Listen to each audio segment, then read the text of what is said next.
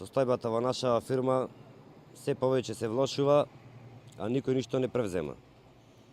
Значи, во Скопје бевме договорени дека во рок од 3 месеци или до почетокот на октомври, дека ќе го реша проблемот на 130 вработени и дека редовно ќе земеме плата, ќе се најди странски инвеститор и конечно ќе се реши нашиот проблем. За жал, од тој договор, значи, успеавме да земеме само тие 30.000 денари што ни ги ветија, со кои не го решаваме нашиот проблем. Мислиме дека со технолошкиот вишок дека не се започнати уште ни владата, ни фирма или не знаеме кај е кошницата, важно до сега требаше луѓето да заменат како технолошки вишок и да влеза во законот за стечајци, ама до денеска тоа не се случи. Ние имаме неколку писма пратено до владата, бараме одговор што се случува и дали се работи. Тие секогаш ни кажуваат дека се работи на тоа, ама сите знаат дека за технолошки вишок не може да се замени преку ноќ, туку тоа е процедура 2 до 3 месеци. Значи до сега тие кои почнеа таа процедура, луѓето ќе си замине и ќе чекавме само да влеза во законот. Баш као тоа, последниот разговор што го имавме ние од страна представници на владата, ни кажуваат дека сите што ќе замина како технолошки да ги обештети фирмата.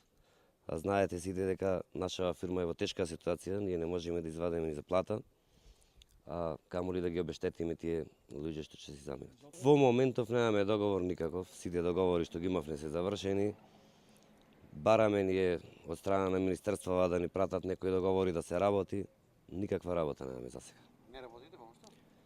Па нешто има да се довршува некои ситници, ама е тешка состојба. Сега проблемот кај е? Технолошките или планове? Значи со решавање на технолошкиот вишок ние мислевме дека ќе се намала работници и со неколку договори од страна на владата дека редовно ќе се земаја плата или тие како што ни ветуваа со продажба на фирмава. Со помал број на работници дека ќе се реши проблемов. И сега во кого е проблемот и ние не знаеме. За да се реши проблемот во 11 октомври, како многу пати што е кажано до сега, значи има 3 работи. Значи да се најде стратешки партнер, да се ослободи фирмата од прекубројните работници кои што не се ангажирани или се постојано на приведен принуден одмор или немаат ангажман. И на крајот да се земаше редовно плата со здравствено и пензионско осигурување.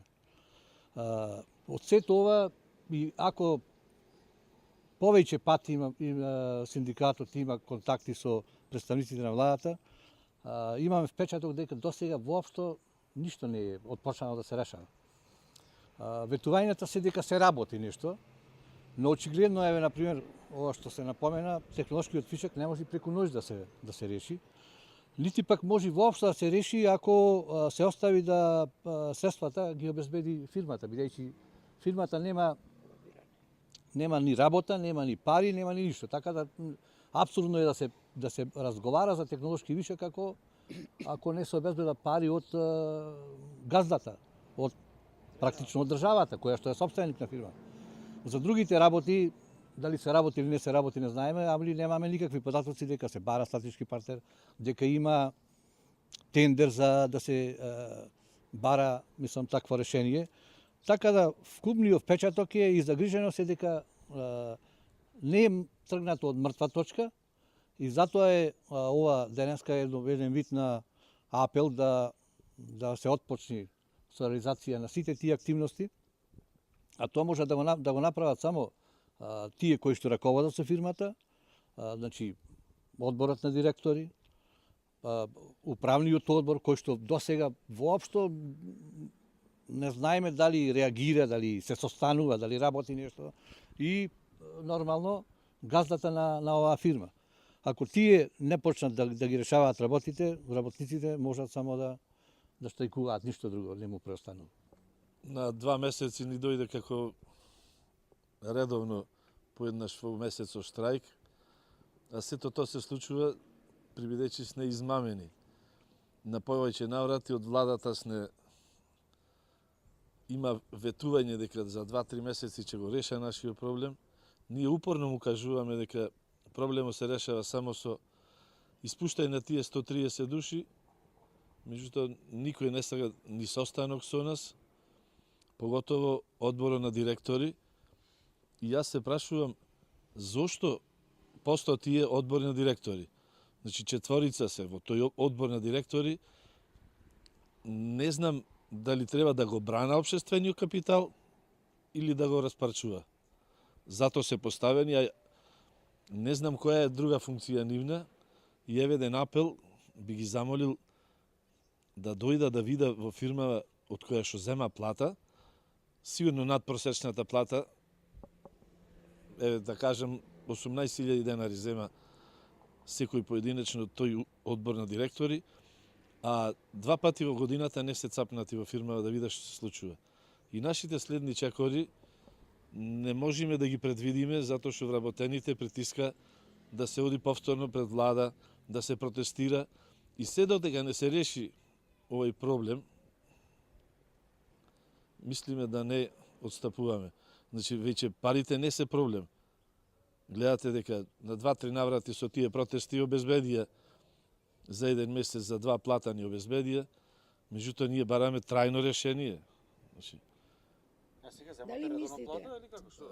зедовме 30.000 денари тие што ни ги вети Јанџушев, и после тоа зедовме уште една плата од тие 11 милиони што ни ги зедовме по зајмици, и се тоа е тоа. Мислам, во однос на материјалните средства си достоја на зборов владата. Меѓутоа, за технолошки вишок се чувствуваме излагани и затоа ги преземаме овие чекори како апел еве до владата. Значи, се дури не видиме ние позитивно дека нешто се решава, мислиме да одиме кај среда, четврток пред влада. И се дури сне таму, ги решава проблемите на брзина. Откако ќе заминиме за секунда не заборава и како да не постоиме. Од 260, одговорно тврдам дека од 100 фазла никој не работи. Сите другите се режиски работници, и тоа го предлагаме 2-3 години како синдикална организација. Досега проблемот ќе беше решен, меѓутоа никој не сака да не слушни, а поготово одборот на директори. Значи, не сака средба со нас. Значи, ние сме сите по 35 години овде стаж. Единственото решение мислиме дека е тоа.